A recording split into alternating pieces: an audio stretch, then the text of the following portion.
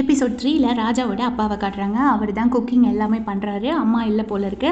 So வந்து இப்போ ராஜாவை சாப்பிட சொல்கிறாரு. இப்போ ராஜா சொல்கிறாங்க, ஒரு போலீஸ் ஆஃபீஸர்னு வந்துச்சுன்னா சாப்பிட்றதுக்கு இதுக்குன்னு டைம் எல்லாம் கிடையாது, டியூட்டி தான் ஃபஸ்ட்டு, அதனால் நான் போகிறேன்ப்பா அப்படின்னு சொல்கிறாங்க. அவங்க அப்பா கன்வின்ஸ் பண்ண ட்ரை பண்ணுறாங்க.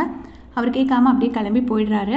இப்போ ஹீரோயின் லலிதா ஒரு வயசானவரை கூட்டிகிட்டு போலீஸ் ஸ்டேஷன் வராங்க. ராஜா கிட்ட என்ன கம்ப்ளைண்ட் பண்ணுறாங்கன்னா, இந்த வயசானவரை ஒரு வீட்டில் தங்கியிருந்தார், இப்போ வந்து அந்த வீட்டை காலி பண்ணிட்டாரு. ஆனால் அந்த ஹவுஸ் ஓனர் வந்து அட்வான்ஸை திருப்பி கொடுக்க மாட்டேங்கிறாரு. அவர் என்ன சொல்கிறாருன்னா, அடுத்த டெனன்ட் வந்ததுக்கப்புறமா அவங்கக்கிட்ட அட்வான்ஸ் வாங்கி அவங்களுக்கு திருப்பி கொடுக்குறேன்னு சொல்கிறாரு. இது எந்த விதத்தில் நியாயம் அப்படின்னு சொல்லிட்டு அவங்க பேரில் கம்ப்ளைண்ட் கொடுக்கணும்னு சொல்லிட்டு லலிதா சொல்கிறாங்க.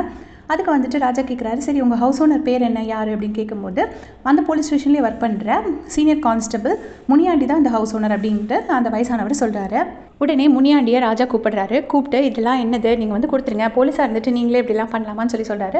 உடனே அவரும், இல்லை சார் என்கிட்ட பணம் இல்லை, அடுத்த டெனன்ட் வந்தோடனே கொடுத்துடலாம் தான் நினச்சேன்னொடனே, அதெல்லாம் கிடையாது, நாளைக்கு சாயங்காலத்துக்குள்ளே நீங்கள் கொடுத்துடணும் அப்படின்னு சொல்லிட்டு இவங்ககிட்ட சொல்லிவிட்டு, கேஸ் எல்லாம் வேண்டாமா, அவர் கொடுத்துருவாருன்னு சொல்லி அந்த லலிதாவை அனுப்பி வைக்கிறாரு. லலிதாவும் அந்த வயசானவங்களும் வண்டியில் வராங்க. வரும்போது பார்த்தீங்கன்னா முரளி வந்து கொஞ்சம் பசங்களோட கிரிக்கெட் விளையாண்டுட்டு இருக்காரு. கரெக்டாக முரளி விளையாடுற இடத்துக்கு கிட்ட வரும்போது லலிதாவோட வண்டி வந்து ஸ்டக் ஆகிடுச்சு.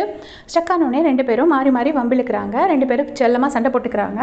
ஹெல்ப் பண்ண வரவங்களையும் லலிதா வந்து பொண்ணுன்னு ஹெல்ப் பண்ண வராங்க அப்படின்னு சொல்கிற மாதிரி சொல்கிறாங்க. உடனே ஹெல்ப் பண்ண வரவங்களும் ஹெல்ப் பண்ணாமல் போயிடுறாங்க. அப்புறம் லலிதாவும் திட்டிட்டு அந்த இடத்த விட்டு கிளம்பிடுறாங்க.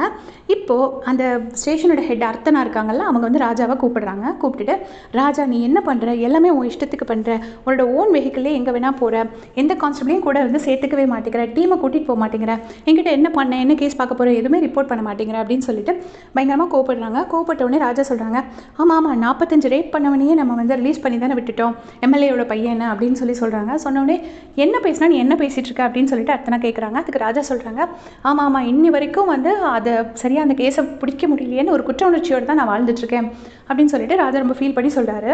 இது எல்லாத்தையுமே வெளியே இருந்துக்கிட்டு வாவர் வந்து ஒட்டு கேட்டுட்டு இருக்காரு. ஸோ ராஜாவை அனுப்பிட்டு அதுக்கப்புறமா அர்த்தனை என்ன பண்ணுறாங்கன்னா, வாவரை கூப்பிட்டு இனிமேல் நான் எல்லா ஒர்க்கையும் வாவர்கிட்டே அசைன் பண்ண போகிறேன் அப்படின்னு சொல்கிறாங்க. சொன்னோடனே வாவர் ரொம்ப ஹாப்பியாக ஓகே மேம் அப்படிங்கிறாங்க. கடைசி போகிறப்ப வாவர்கிட்ட இந்த மாதிரி ஒட்டு கேட்காதீங்க, அது உங்கள் உடம்புக்கும் மனசுக்கும் நல்லதில்லை அப்படின்னு சொல்கிறாங்க. வாவருக்கு ஒரு மாதிரி அசிங்கமாக போச்சு. ஸோ அர்த்தனா வந்து பயங்கர கேர்ஃபுல்லாக எல்லாத்தையும் நோட் பண்ணுவாங்க அப்படிங்கிறத நமக்கு காமிக்கிறாங்க. அடுத்த சீனில் முரளியோட பாட்டி வந்து முரளியை வந்து ஒரு மெக்கானிக் ஷெட்டில் வந்து சேர்த்து விடுறாங்க. இந்த பையனையும் வேலைக்கு சேர்த்துக்கப்பா அப்படின்னு சொல்லிட்டு. அப்போ முதல்ல சேர்த்துக்க மாட்டேன்னு அந்த மெக்கானிக் ஷெட்டில் இருக்கிறவங்க சொல்கிறாங்க. இல்லை சேர்த்துக்கோ அப்படின்னு சொல்லி கெஞ்சினோடனே சரி ஓகே பாட்டி சேர்த்துக்கிறேன் அப்படின்னு சொல்லி சேர்த்துக்கிறாங்க. சேர்த்துக்கிட்ட பார்த்தீங்கன்னா அந்த மெக்கானிக் ஷெட்டோட ஹெட் வந்துட்டு முரளிக்கிட்ட வண்டியை ஒப்படைச்சிட்டு அவர் வெளியே போயிருப்பார். வெளியே போயிருக்கும்போது இவர் வந்து முதல் எபிசோடில் கேம்பிளிங் பண்ணார்ல, அந்த கூட இருந்த பசங்க எல்லாருமே வாவர்கிட்ட மாட்டியிருப்பாங்க. முரளியோட ஃப்ரெண்டு மட்டும் எஸ்கேப் ஆகிருப்பாங்க. அந்த பசங்கள்லாம் இவரை வந்து அடிக்க வராங்க.